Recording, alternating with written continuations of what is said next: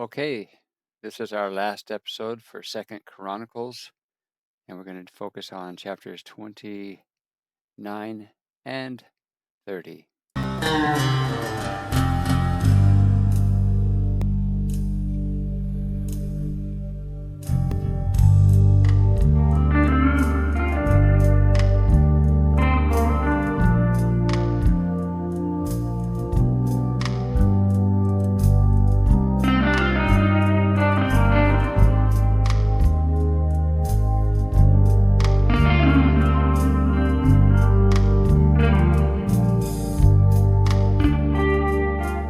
Well, can you believe it? This is our last episode for Second Chronicles. We've skipped quite a few chapters. There's a lot of overlap between Second Kings, First Kings, and First and Second Chronicles. But today the curriculum called for just chapter 30, and I'm like, no, I can't separate chapter 29 and from 30. Why is that? Because Second Chronicles chapter 29, it flows together with chapter 30. It's seamlessly continuous history and spiritually symbolic narrative about King Hezekiah's nationwide renewal. Chapter 29, we'll start with, details the physical cleansing and rededication of the temple, while chapter 30, which immediately follows, describing the national celebration of the Passover for the first time in generations, and made possible by the restoration of restoring the temple in the chapter previously. So, King Hezekiah, we've talked about him in previous episodes, and here he is again, and I believe we'll come across him when Isaiah, who's a contemporary of King Hezekiah, he'll speak of some of this as well. Chapter 29 details the start of King Hezekiah's reign, focusing on Hezekiah becoming king at the young age of 25 years old, and the cleansing and repairing of the temple, the restoring proper worship and sacrifices. In verses 1 and 2, Hezekiah becomes the king, and he rules Jerusalem for 29 years. So he'll be 50, almost 60 when he passes away. And his mother is the daughter of the prophet Zechariah. So they're all contemporaries, and the overlap, like I've said in previous episodes, reminds me a lot of the four Gospels. We've got Matthew, Mark, Luke, and John, and how they each have their perspective of certain events. And again, King Hezekiah, he did that which was right in the sight of the Lord, but we've restored the name, which is very much a part of Papa John's Scripture project. Over 6,000 times I've had the privilege of restoring the divine name. Now, in verses 3 through 11, he opens the doors to the temple and has the work of repairing Jehovah's house begin. Verse 3, he is in the first year of his reign, in the first month, opening the doors of the house of Jehovah and repairing them. And he brought the priests and the Levites and gathered them together unto the east street.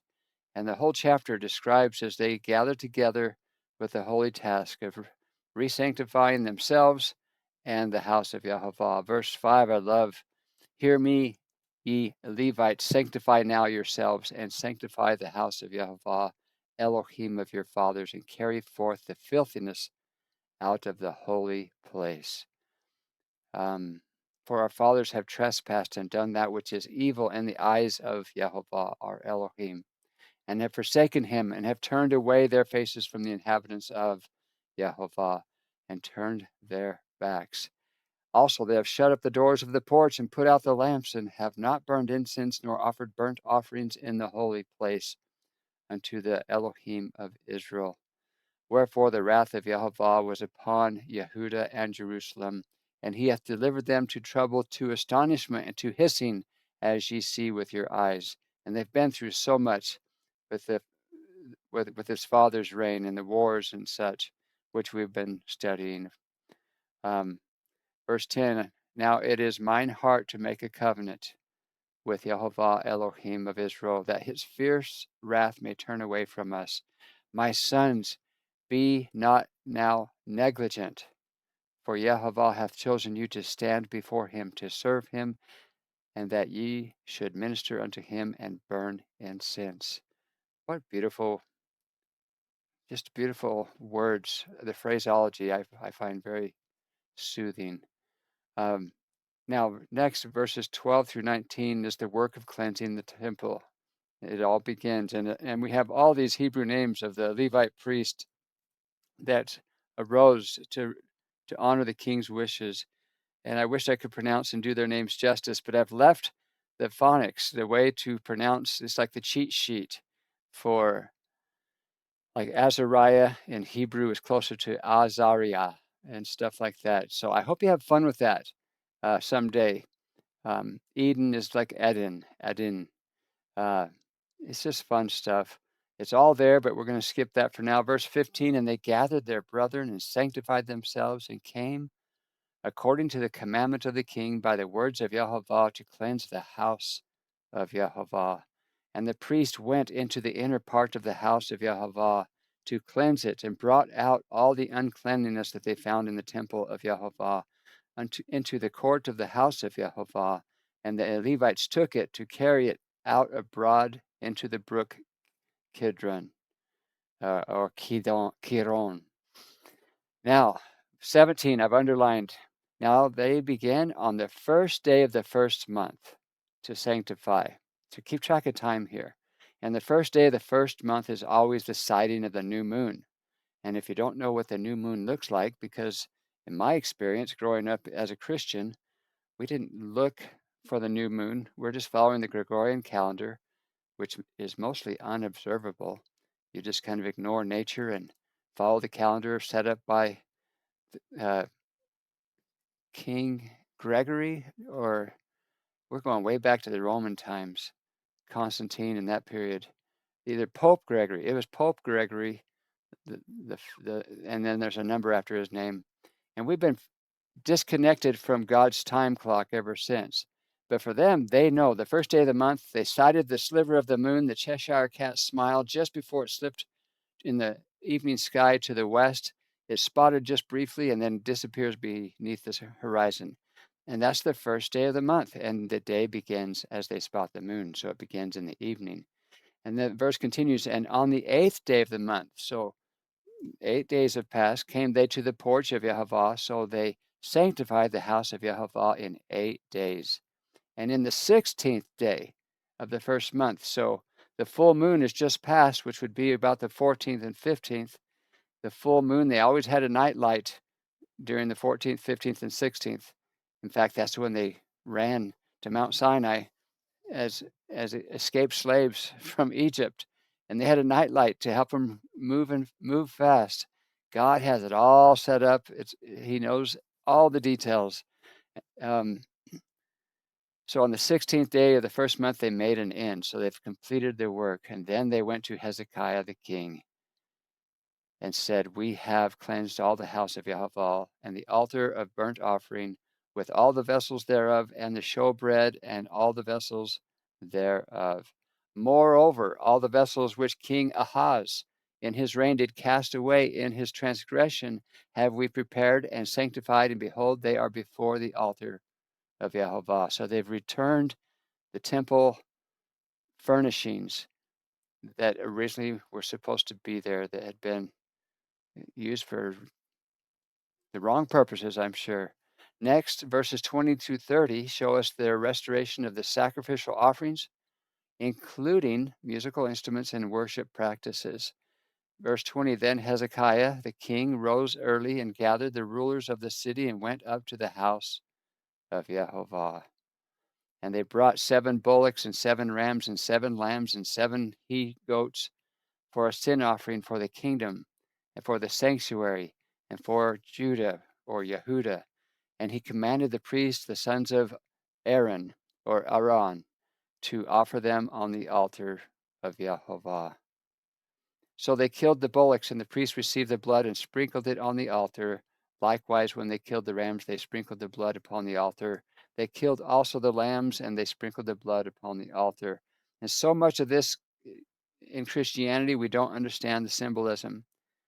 But if we ever, I'm still learning the Judeo roots of Christianity, and it's hard for my brain to remember their holidays because they're so different than what I've ever focused on. And it's hard for me. I can read the book of Leviticus and Deuteronomy, all the Torah books, the first 5 books of the Old Testament, and I might remember it briefly, and then it's gone. My Gentile brain just doesn't understand, but this is very sacred and symbolic, what they're doing here. I'm going to skip a little bit. And he set, verse 25, the Levites in the house of Jehovah with cymbals and with psalteries and with harps, according to the commandment of David and of God, or Gaad, like we say Gad, so Gaad, not as in Elohim, God. So the commandment of David and Gad, the king's seer, and Nathan the prophet, for so was the commandment of Jehovah by his prophets. And the Levites stood with the instruments of David, and the priest with the trumpets. And Hezekiah commanded to offer burnt offering upon the altar. And when the burnt offering began, the song of Jehovah began also with trumpets and with instruments ordained by David, king of Israel. So again, this is really, the music is lost to antiquity, I'm sure, but this is their congregational worship music as they're singing um, and bowing themselves and worshiping God. Verse 30, moreover, Hezekiah the king and the princes commanded the Levites to sing praise unto Jehovah with the words of David and of Asaph the seer. And they sang praises with gladness, and they bowed their heads and worshipped. And next, verses 31 to 36, we see the joyful responses along with an abundance of sacrifices. These services are reestablishing, all that was lost, and it's done almost. This chapter is flowing very smoothly, is what I'm trying to say. And Hezekiah and all the people rejoice because God, their Elohim, has prepared the people, and the renewal happens so suddenly. Think about how quickly it's changed from a war, chapters on war, to this renewal of the temple. And then Hezekiah answered and said, now ye have consecrated yourselves unto Jehovah. Come near and bring sacrifices and thank offerings. So now it's thank offerings instead of cleansing and sanctification.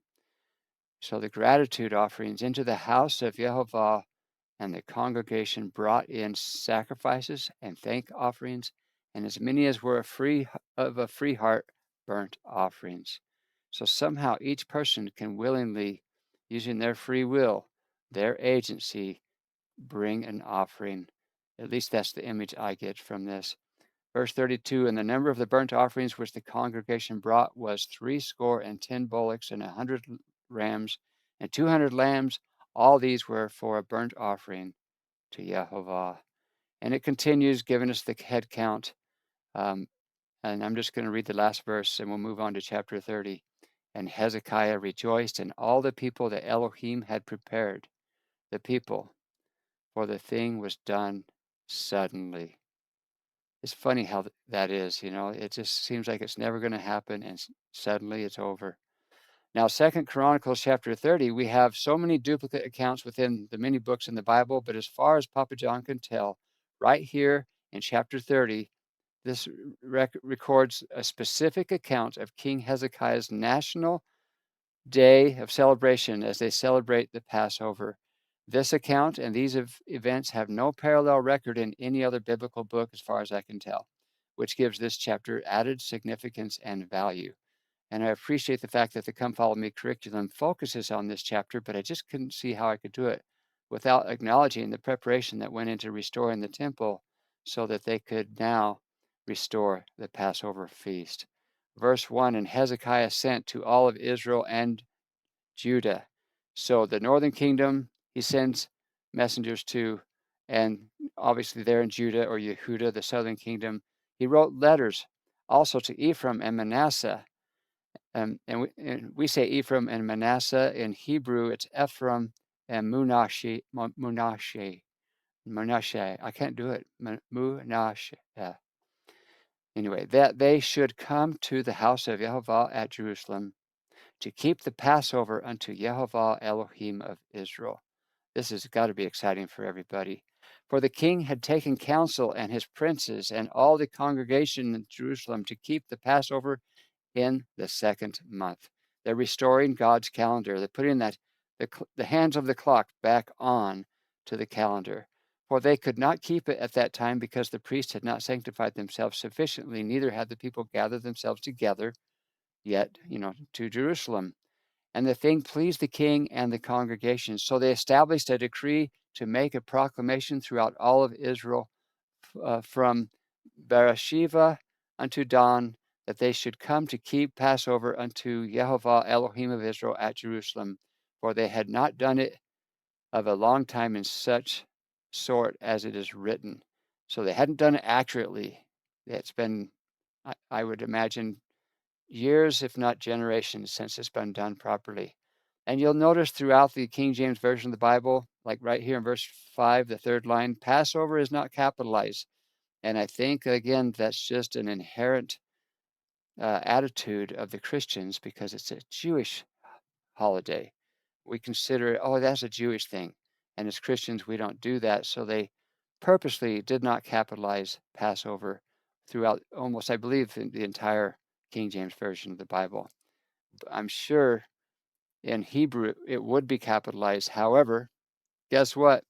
As far as Papa John knows, again, I just know so little, they don't use capital letters in Hebrew, but I'm sure they empathized it somehow to, we definitely are in the English language, capitals are a big deal. I think any English speaking Orthodox Jew would notice that it's not capitalized, or maybe I just need to move on and let go of that. It just seems to be there always. So the post went with the letters from the king and his princes throughout all of Israel and Judah, and according to the commandment of the king, saying, Ye children of Israel, turn again unto Jehovah Elohim of Abraham, Isaac, and Jacob, and he will return to the remnant of you that are escaped out of the hand of the kings of Assyria. Oh my goodness. Some of them have returned after their exile, after they're dispersed, when they were part of the diaspora, as the Hebrews say. Verse 7, And be not ye like your fathers and like your brethren, which trespassed against Jehovah Elohim of their fathers, who therefore gave them up to desolation, as ye see. And look how many times the divine name has been restored here. I'm going to read it just because I love the name to be spoken instead of just this generic, the Lord. Now be ye not stiff-necked as your fathers were, but yield yourselves unto Jehovah, and enter into his sanctuary, which he hath sanctified forever, and serve Jehovah your Elohim, that the fierceness of his wrath may turn away from you. For if ye turn again unto Jehovah, your brethren and your children shall find compassion before them that led them captive, so that they shall come again into this land. For Jehovah your Elohim is gracious and merciful, and will not turn away his face from you if you return unto him. And I love these verses. How many times has Papa John reminded, well, I'm trying to help us remember, that the God of the Old Testament is first merciful and gracious before he's ever patiently judgment, where he exercises that righteous judgment. And because we're not righteous, we receive condemnation instead of blessings. It's just, I love the fact that they are acknowledging that Yehovah, their Elohim, is gracious and merciful. Verse 10, So the post passed from city to city through the country of Ephraim and Manasseh, even unto Zebulun. But they laughed them to scorn and mocked them. So they weren't welcome everywhere they went, which I think we can relate to in our day. Nevertheless, divers of Asher, and Munasha, and of Zabulun humbled themselves and came to Jerusalem. So diverse meaning some. There were some that self-selected and chose to humble themselves and make the journey to Jerusalem. Verse 12, also in Yehuda, the hand of Elohim was to give them one heart to do the commandment of the king and of the princes by the word of Jehovah. Beautiful. Now, verses 13 through 22 are all about the cleansing of Jerusalem. and massive crowds celebrating their first observance for this deeply sacred and symbolic feast, this feast of Yehovah's. And they, 13, and there assembled at Jerusalem much people to keep the feast of unleavened bread in the second month, a very great congregation. And if you do just a little research, the feast of unleavened bread, the week, and all it's not just a one-day holiday. This leads up to like a feast of celebration, and it all ties together. And again, Papa John will study it and I'll understand it for a week or so. And in our family, we've tried to acknowledge the feast, though we're not sure quite how to celebrate them. And it's just my brain. It's like it just will not stick. But I love what we're reading about here. And they're assembled at Jerusalem much people to keep the feast of unleavened bread in the second month, a very great congregation. And they arose and took away the altars that were in Jerusalem, and all the altars for incense took they away and cast them into the brook Kidron. So they're still doing some cleansing, it sounds like. Then they killed the Passover. So that would be the Passover lamb on the 14th day of the second month. And the priests and Levites were ashamed and sanctified themselves and brought in the burnt offerings into the house of Yehovah. I'm not sure Papa John understands everything that they're trying to communicate to us there. I will do more research, and I encourage you to do the same. And they stood in their place after their manner, according to the law of Moses, the man of Elohim. The priests sprinkled the blood which they received of the hand of the Levites. For there were many in the congregation that were not sanctified. Therefore, the Levites had the charge of killing of the Passovers, so the individual lambs, for every one that was not clean, to sanctify them unto Yehovah. For a multitude of the people, even among Ephraim and Manasseh, and then Zechariah and Zebulun had not cleansed themselves, yet did they eat the Passover otherwise than it was written. But Hezekiah prayed for them, saying, the good Yehovah pardon every one. So they're not doing it quite right, but they're praying that God will accept their efforts, their best efforts. And you know what? In my experience, God will do that. He'll meet us where we are at. Verse 19, that prepareth his heart to seek Elohim, Yehovah, Elohim of his fathers, though he be not cleansed according to the purification of the sanctuary. And Yehovah hearkened unto Hezekiah and healed the people. So there it is. He accepts their best efforts. They're doing the best they know, and they're headed in the right direction. Verse 21, and the children of Israel that were present at Jerusalem, I love the fact that the children are involved. And that's another motivating factor for this Papa John Scripture Notes project. I do it for my children and future posterity. I include my current extended family and friends. And the children of Israel that were present at Jerusalem kept the feast of unleavened bread 7 days with great gladness. And the Levites and the priests praised Jehovah day by day, singing with loud instruments unto Jehovah. And Hezekiah spake comfortably unto all the Levites that taught the good knowledge of Jehovah. And they did eat throughout the feast 7 days, offering peace offerings and making confessions to Jehovah, Elohim of their fathers. Now we've finished this chapter, verses 23 through 27. Those verses are going to describe how the Israelites extend the feast of Jehovah and their fathers because of the outpouring of love for each other and for their great God. The great joy they are experiencing continues for 7 more days. How about that? They're party animals. They can't get enough of this good stuff. And you notice Papa John highlighted Yehovah in my footnote, the feast of Yehovah in that turquoise blue. We often think of these feasts as the feast of the Jews. No, these were set up as a memorial. God set them up as a memorial, as holy convocations, as prophetic shadow pictures that the intent is to act out and do these holy rehearsals so that we'll recognize prophecy, such as the coming of the Messiah, who will be our Passover lamb. This is to help us have eyes to see. And unfortunately, we know how the New Testament goes. Very few had eyes to see and ears to hear. And most had recreated the Messiah into a military leader. So that's who they were looking for. They didn't realize he was coming as a lamb.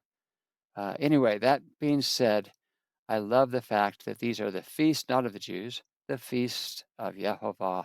And may we get a little more acquainted with them, is my prayer. I believe they still have value in our day. Skipping a little bit, I'm going to just say, here's my closing. Well, verse 27 ends this chapter. I believe we're done with, yeah. Oh, yeah. So this is it. The ending of chapter 30. Then the priests, the Levites, arose and blessed the people, and their voice was heard, and their prayer came up to his holy dwelling place, even unto heaven.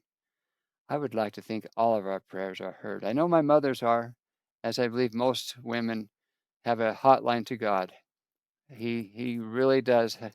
I think they have an advantage over we men in many ways. Now, I want to share an experience I had back in the 1990s. I did 22 years at the post office before I started working out here at the ranch. And there was a Christian co-worker, a very good evangelical Protestant believer. And he and I had some great conversations. He was always struggling with the LDS church and where we were coming from. But basically, the cool thing is he married a girl, a sweet, beautiful girl from Israel, and she immigrated to America, and she had converted to Christianity. And in the 1990s, somewhere in the early 90s, they invited my wife and I to a Passover Seder celebration that she had helped organize for their church, which I think is so cool. And it was held in a really big house in Scottsdale, close to Camelback Mountain. Very nice neighborhood, very uptown. Anyway, it was amazing. And that was my first experience of, of, of of a real Passover organized by someone raised in Judaism. So it was a lot more accurate, a lot more traditional, and gave me a flavor of the Judeo roots of Christianity, and I loved every moment of it.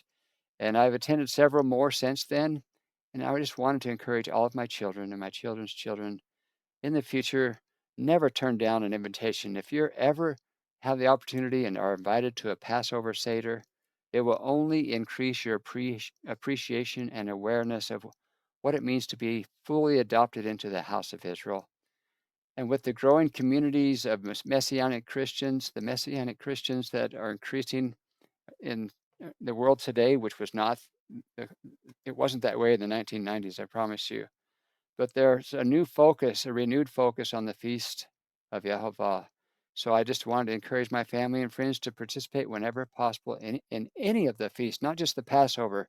If someone invites you to one of the feasts of Yehovah, it's becoming more and more common. Say yes, and you will only benefit from these wonderful reenactments of holy things to come.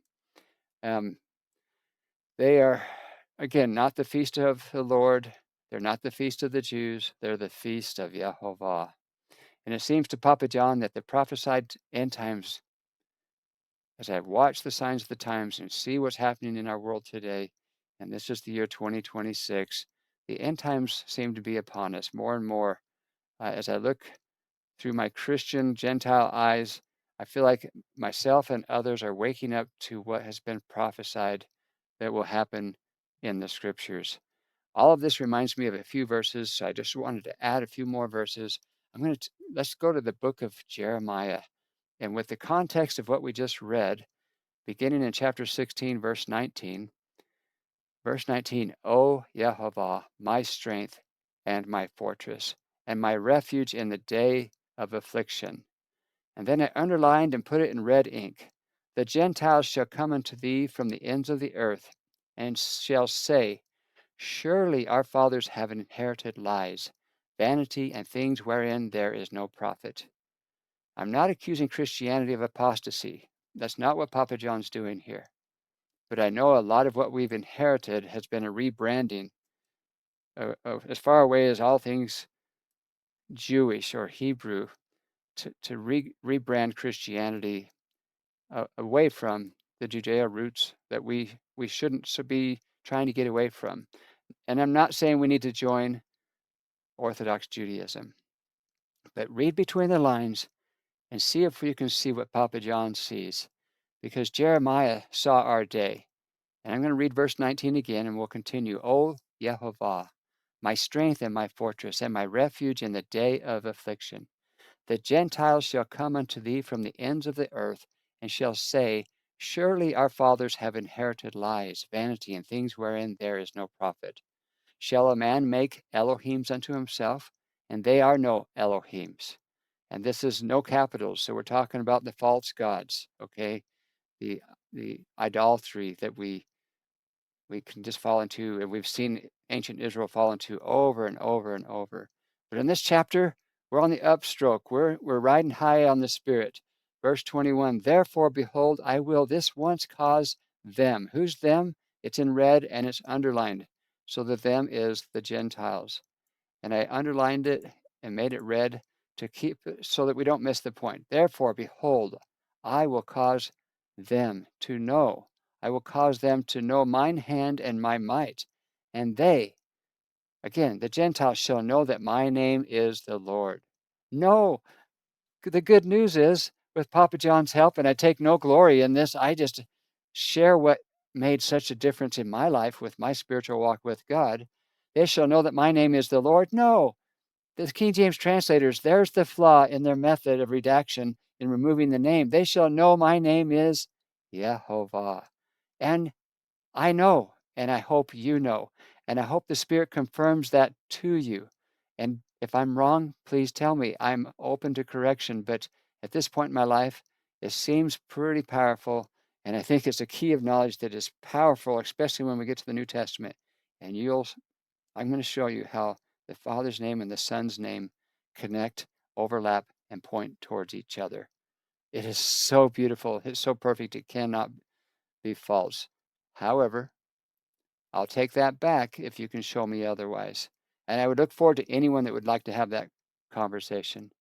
Now, this also reminds me of Daniel chapter 12, as he's seeing the end times. And Daniel saw so much. I am a big fan of Daniel. Even though many believe, Bible scholars say he was made into a eunuch when he was taken into captivity, along with Shadrach, Meshach, and Abednego, he served God faithfully and did so much behind the scenes to prepare for the second coming, or for the first coming, for when Christ was born, when the Messiah arrives. And he sees a vision of the last days and he can't understand it. And so don't read this verse 4. I'm just reading verse 4 here, but go back and read it in context with the words before, or the verses before and after verse 4 in Daniel chapter 12. Because God's saying, just put the book for now, put it away. It's not for you to understand.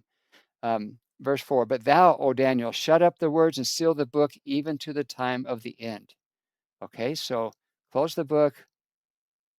Keep doing what I want you to focus on. But then Daniel describes our day. And I've shared this before, but it's just a powerful verse.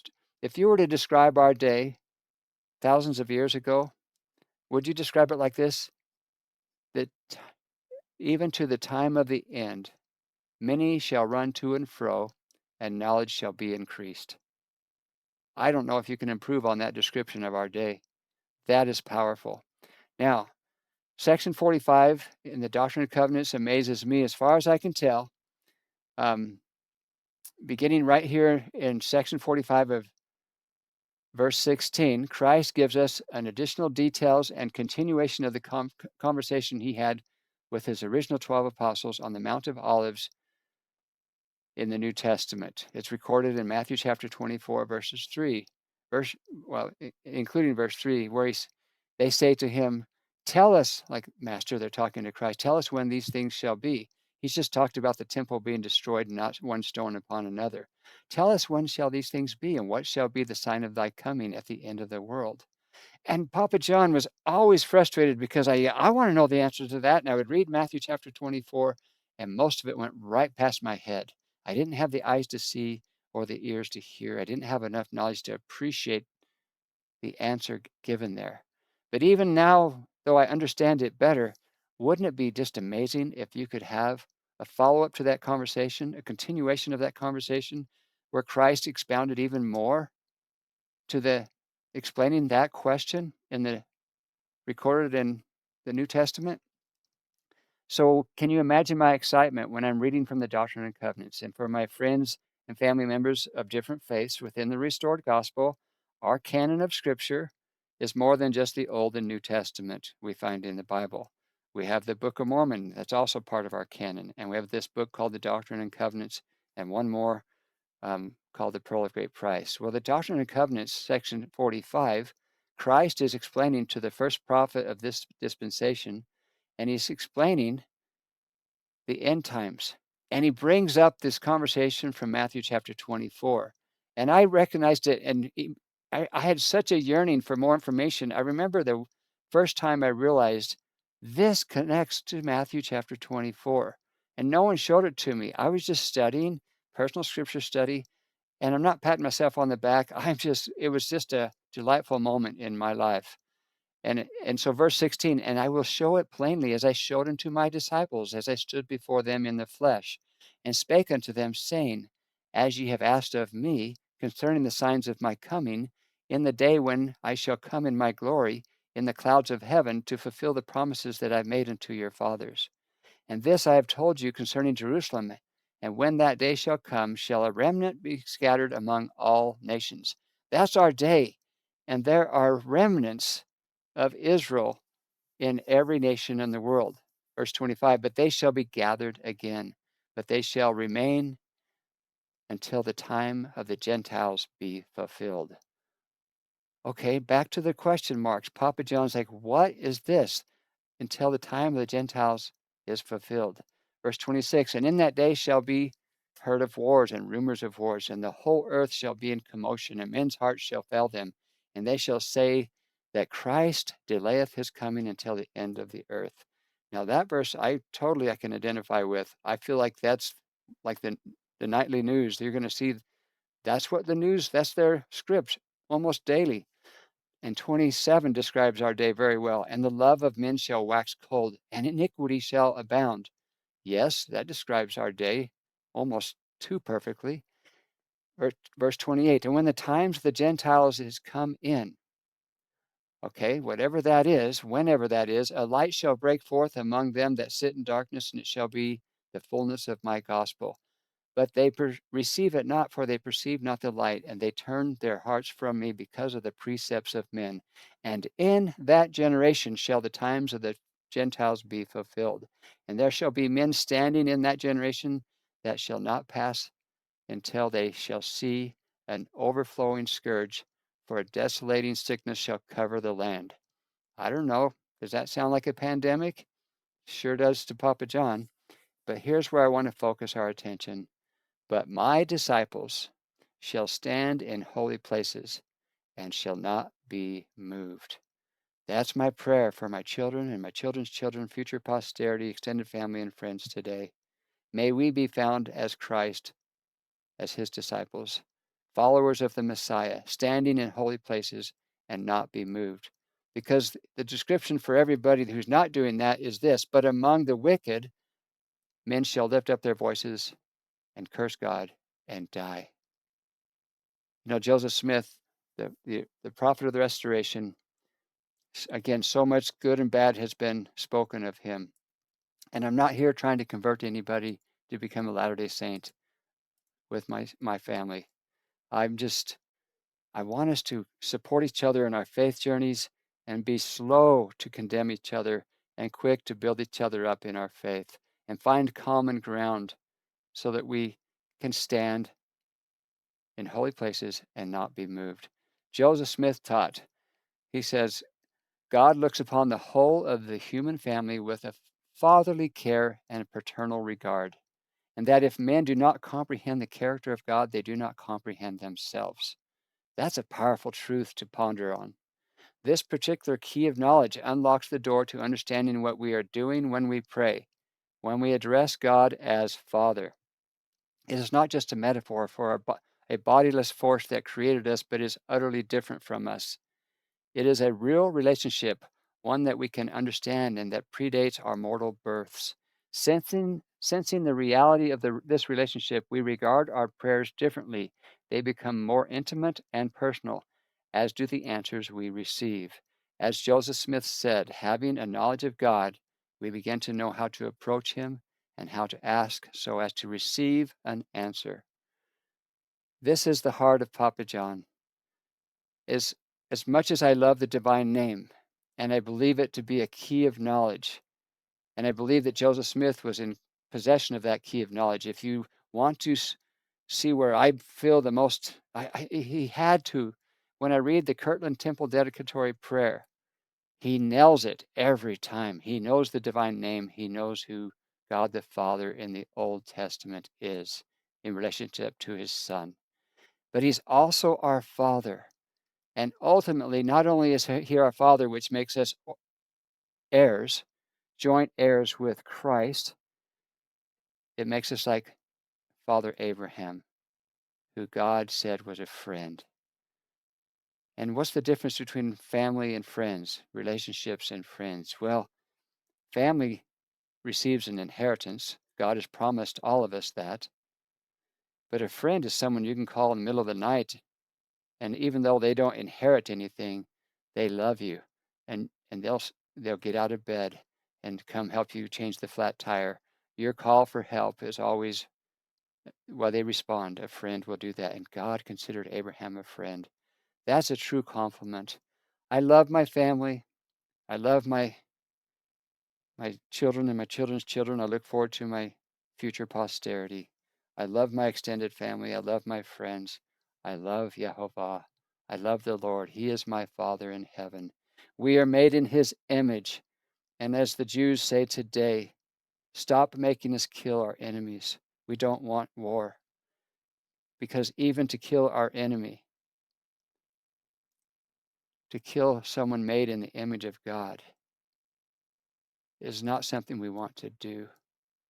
May we have that respect for God and that respect for life and for one another. May we all be a force for good, an example of a believer, and mindful of the needs of those around us is my prayer. And I look forward to talking to each of you again very, very soon.